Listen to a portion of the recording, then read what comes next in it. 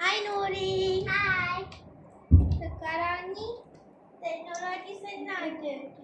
Tadi orang minta gambar, saya share. Awak kenal ke orang tu? Stop, jangan bagi gambar dekat orang yang tidak dikenali. Tadi ekor dia macam okey je. Boleh Sofia, nanti orang salah guna. Boleh kena scam dan kena hack. Kalau bukan main phone, nak main apa?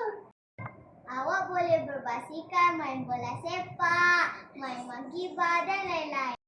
Kalau mak tak kasih keluar macam mana?